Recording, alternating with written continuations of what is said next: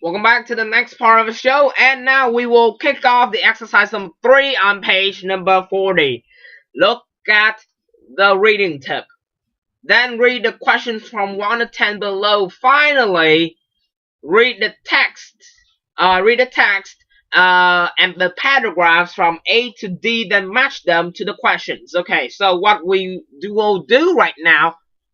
First, let's read the reading tip, because on the screen it is Russian.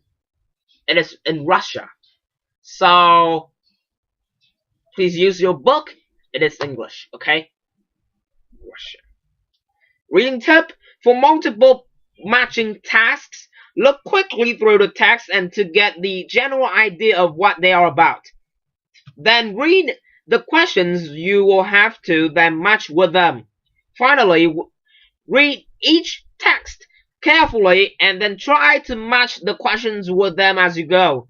Okay, so first, let's read through the text for getting a general idea of what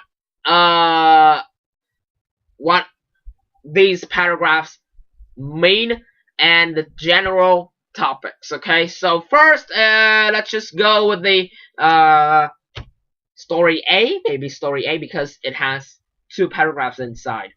Okay, so talk to the animals. A.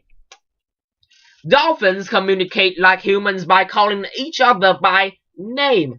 Scientists from Scotland have found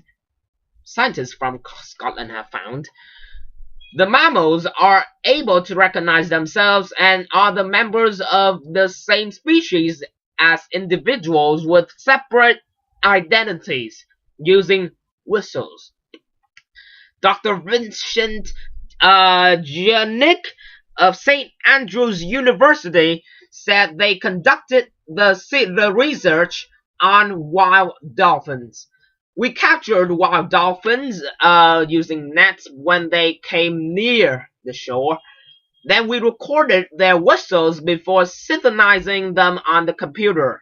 When we played back the computer voice by saying the names, we found out that the dolphins responded. This showed us that the dolphins know each other by signature whistle, not just the voice. I think it is very interesting discovery because it means that these animals have evolved the same abilities as humans. Now we know that they have labels for each other like we do. Story B. A Japanese toy maker claims to have developed a gadget that translates dog barks into human language. Tokyo-based Takara Co. Ltd. says about the 300,000 of the dog translator devices have been sold since its launch in Japan late last year. It is forecasting far bigger sales once an English language version comes to America in August.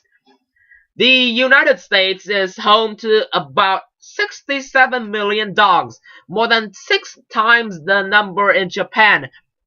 We know that the Americans love their dogs, so we don't think that they will mind spending $120 on this product, said Mashiko Kajita, a Takara marketing manager, described as one of the coolest inventions in 2002 by Time magazine.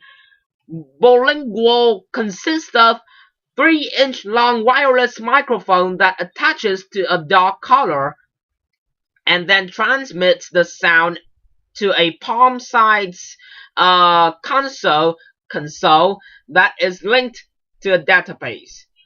The console classifies with each noise from the dog into 6 emotional categories and displays common phrases such as "You're annoying me," that fits the dog's emotional state. So there's a device that can translate what dogs say, okay, to us. Well, maybe you should add that feature in Google Translate. Maybe. Story C. A border collie from Germany named Rückel has proven what many pet owners intuitively know. Dogs can be exceptionally clever. Rückel has a vocabulary of more than 200 words and has demonstrated that he can learn the names of new toys easily and remember the names weeks later. The collie's vocabulary is on a par with other trained animals like apes, dolphins, sea lions, and parrots. He managed to retrieve 37 of 40 randomly chosen toys from his collection of 200 toys. Most impressive is Rückel's ability to learn the names of new toys. When the researchers placed a new toy among his familiar toys and asked him to retrieve it using a word that he had never heard before, Rückel usually retrieved the new toy.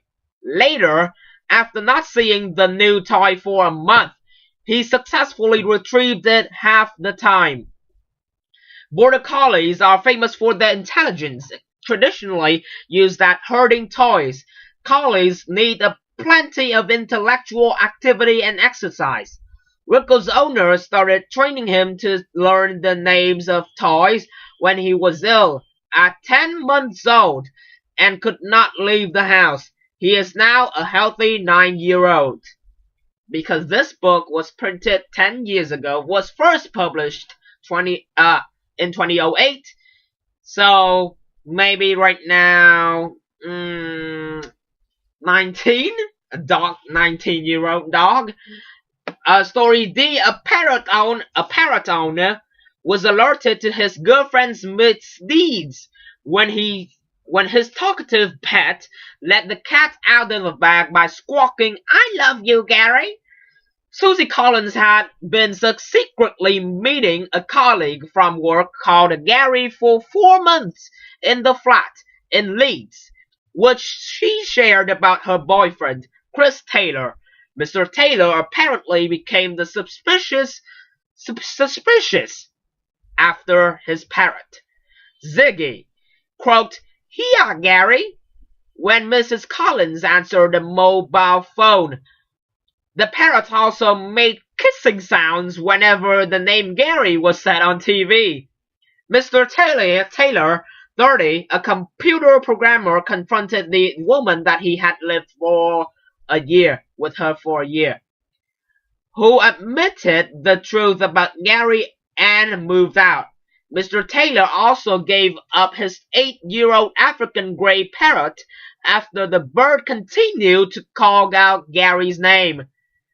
I wasn't sorry to see the back of Susie, but it really broke my heart to let Ziggy go. He said, "I love him, and I really miss having him around, but it was torture hearing him repeat that name over and over again."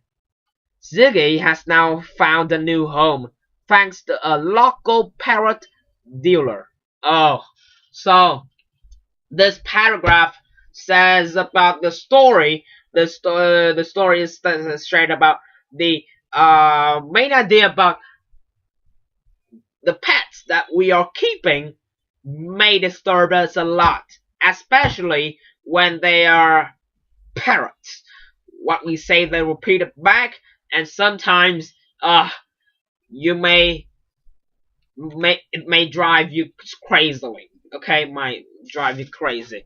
We'll be right back with the next part of the show, and during the break, I think you can do the exercise number 3 because I have summed up some of these stories, A, B, C, and D, after I finish each of the story by reading. So what I want you to do is to finish the exercise number 3 during the break, then we'll be right back and correct the answers, okay? That is how it works. We'll be right back with the next part of the show.